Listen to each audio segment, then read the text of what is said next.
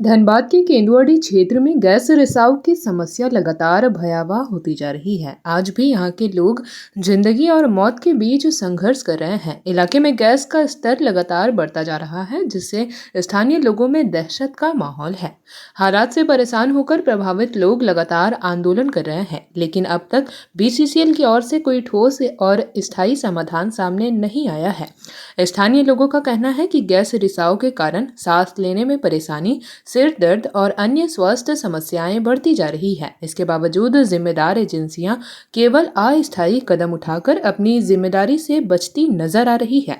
इस गंभीर मुद्दे को लेकर जेपी भारत लाइव के वरीय संवाददाता कन्हैया कुमार ने जिला परिषद अध्यक्ष शारदा सिंह से खास बातचीत की।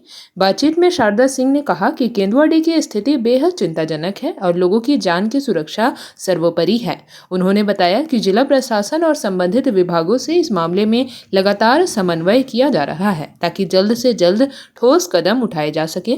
शारदा सिंह ने यह भी स्पष्ट किया, यदि बीसीसीएल समय रहते प्रभावी कार्रवाई नहीं करता है तो जनप्रतिनिधि के रूप में वे इस मुद्दे को राज्य स्तर तक उठाएगी। उन्होंने प्रभावित परिवारों के पुनर्वास और स्वास्थ्य सुरक्षा की भी मांग की। फिलहाल केंदुआड़ी के लोग उम्मीद लगाए बैठे हैं कि उनकी आवाज सुनी जाएगी और गैस रिसाव की समस्या का स्थायी समाधान निकलेगा। देखिए यह पूरी खास रिपोर्ट जेपी भारत लाइव पर। कोयलांचल की राजधानी कहे जाने वाले धनबाद इन दिनों एक जहरीली गैस रिसाव से काफ़ी परेशान है।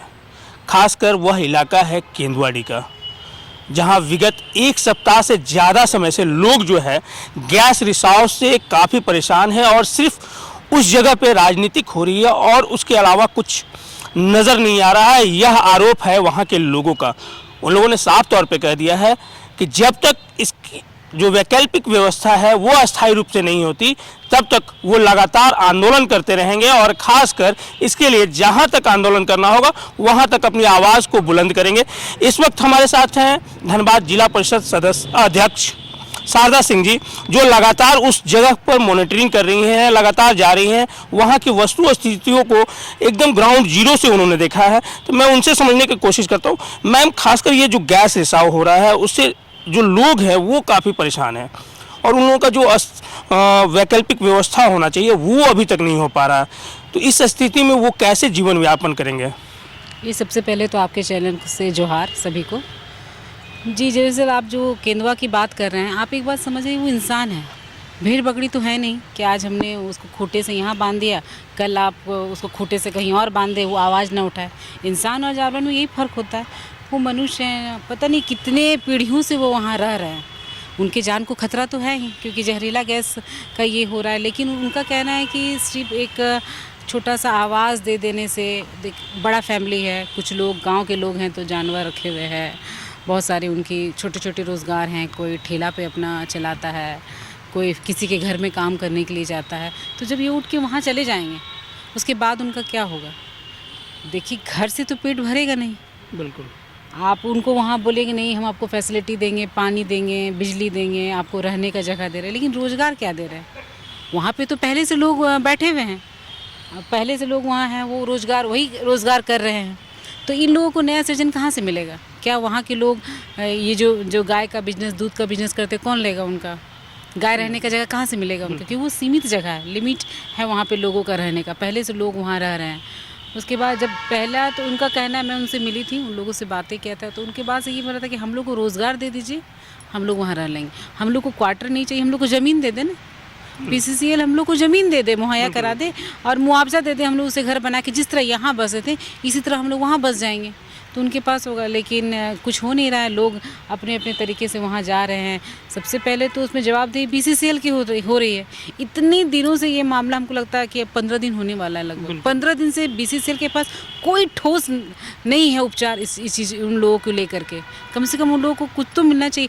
बीसीसीएल के लिए ये सब घर से एक काम नहीं दे सकते क्या लोगों को? बिल्कुल बिल्कुल दे सकते हैं, लेकिन उस पर वो बात नहीं करते। वो बात करते हैं कि इनको उठाना है उनको। तो मैं बीसीसीएल वालों से बोलना चाहती हूँ, साहब ये इंसान है, जानवर नहीं है कि आज इस खूंटे से बांधा, कल उठा करके दूसरे खूंटे से बांध दिए। जो ज़िंदगी इस तरह का जीता है उसको पता चलता है कि कितने चुनौतियाँ हैं लाइफ में उनके। अब सभी के बच्चे यहाँ पढ़ रहे हैं, किसी ना स्कूल में तो किसी न किसी स्कूल में पढ़ रहे हैं, उनका क्या होगा? एजुकेशन के बारे में क्या सोचा गया? सही बात है। कुछ महिलाएं हैं, उनको आदत हो गया उस माहौल में, उस अगल बगल के लोगों के यहाँ काम करके। उनके बाद वो बोल रहे हैं कि हम बिना काम के, एक माता जी मिली थी हमको, मिले, माता जी आप क्यों परेशान हैं? तो उनका कहना है मेरे घर में कमाने वाला कोई नहीं है, देखने वाला कोई नहीं, हम दूसरे घर में बर्तन धोते हैं तो हमको मिलता है ये काम, उसको वहाँ कौन सा रोज़गार दिया जाएगा?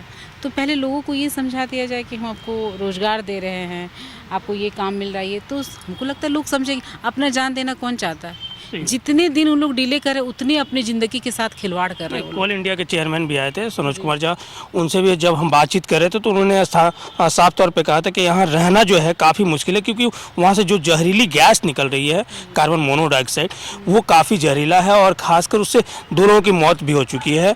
तो इस माहौल में अभी तक जो है, अगर बात करें तो BCCL हो या DGMS है, अभी तो कोई ठोस कदम नहीं उठा रही है और वो लोग आज भी दहशत में हैं, लगातार वो आंदोलन की बात कर रहे हैं। तो आपकी तरफ से क्या पहल होगी उनके लिए? देखिए, पहले अभी उन लोगों को तो सबसे पहले मैं यही कहना चाहती हूँ कि जान से बड़ा कुछ है नहीं। सबसे पहले उन्हें अपनी जान की हिफाजत के बारे में सोचना चाहिए, वहाँ से हट के वो आंदोलन करें। देखिए, जब तक आजकल आंदोलन नहीं होता कुछ होता भी नहीं है। यहाँ किसी के कान में जू तक नहीं रेंगता जब तक कोई आंदोलन का रूपरेखा नहीं हो जाए। तो उन लोग को यहाँ से पहले अपने जान के लिए हटना तो चाहिए, यहाँ से जगह को छोड़ देना चाहिए। क्योंकि हम लोग भी गए थे, कुछ ही देर में हम लोग को वहाँ पे परेशानी हो रही थी। तो मान लीजिए छोटे छोटे बच्चे ऐसे बिना मास्क के घूम रहे हैं, जहाँ तहाँ घूम रहे हैं, महिलाएँ घूम रही हैं, बुजुर्ग लोग घूम रहे हैं, तो जान का रिस्क तो है। उसके बाद जब तक इन लोग को एक ठोस नहीं दिया जाए, रोजगार जब तक नहीं दिया जाए, वहाँ देखिए जीवन सिर्फ 2 समय का दाल रोटी से जीवन नहीं चलता। अभी माहौल गर्म है, सब तरफ बातें चल रही, तो हो सकता है कि उन लोग को 3 टाइम का खाना मिल जाए। लेकिन आप ही बताइए, सोचने वाली बात है, क्या 3 टाइम, एक आदमी को सिर्फ 3 टाइम खाना से क्या उनका जीवन व्यापन जरूरी है? जो खट के खाने वाले लोग वो बैठ के खाना खा सकते हैं क्या?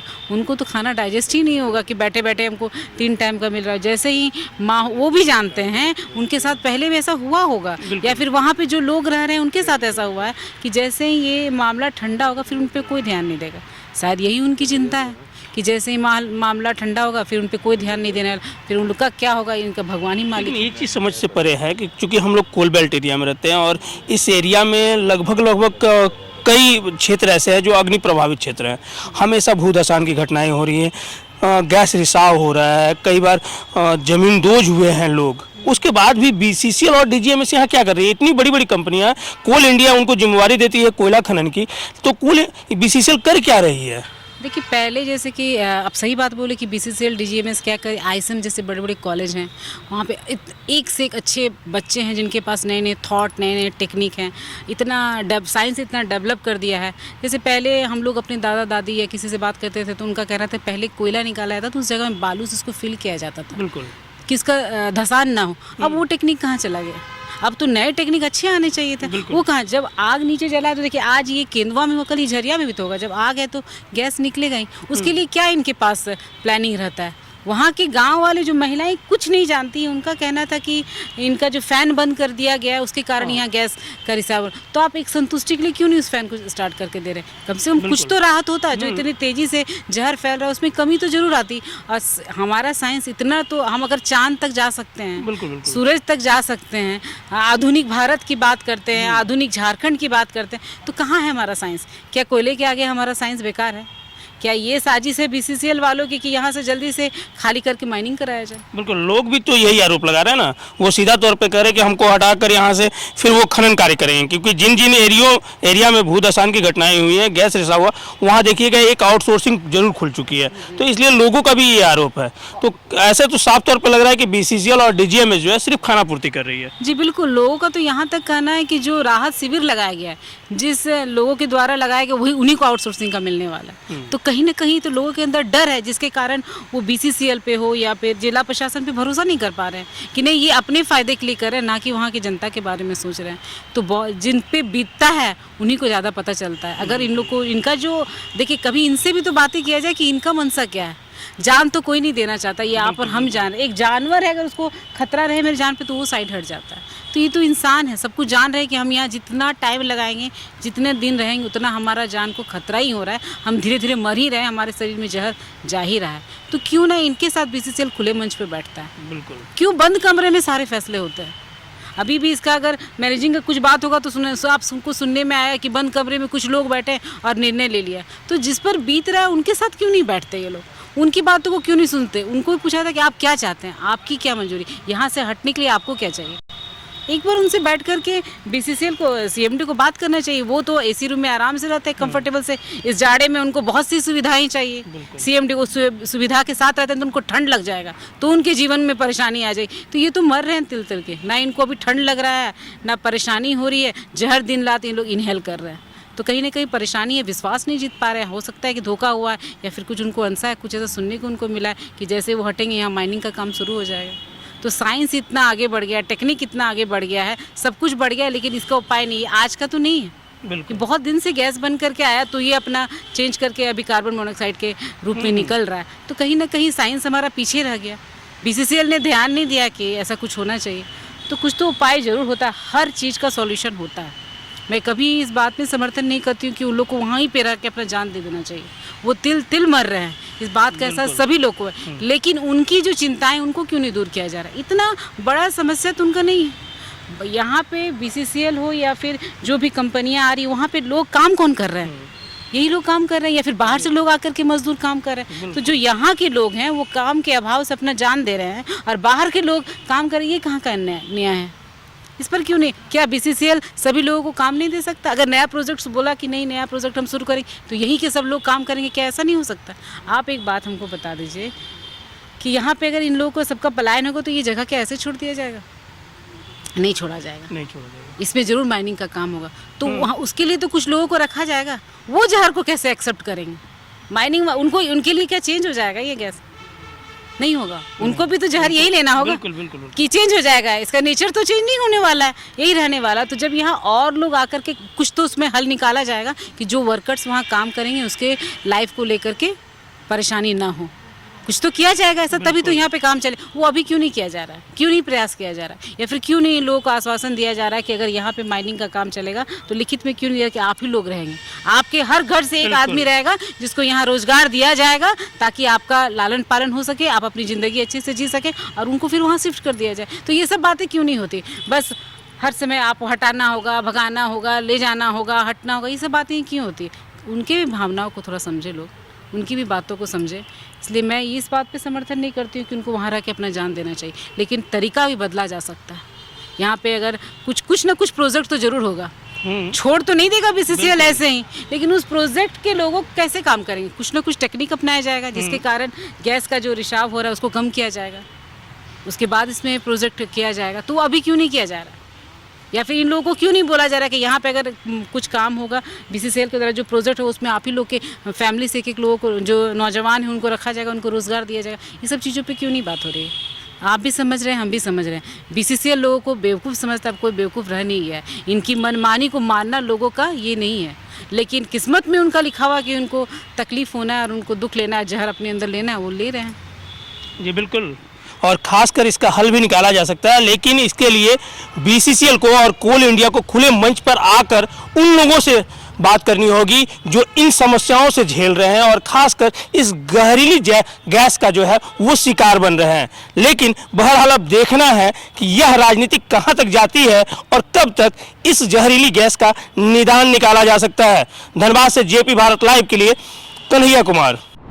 जेपी भारत लाइव, भारत की बात जेपी के साथ। वीडियो को लाइक करें, शेयर करें और चैनल को सब्सक्राइब करें।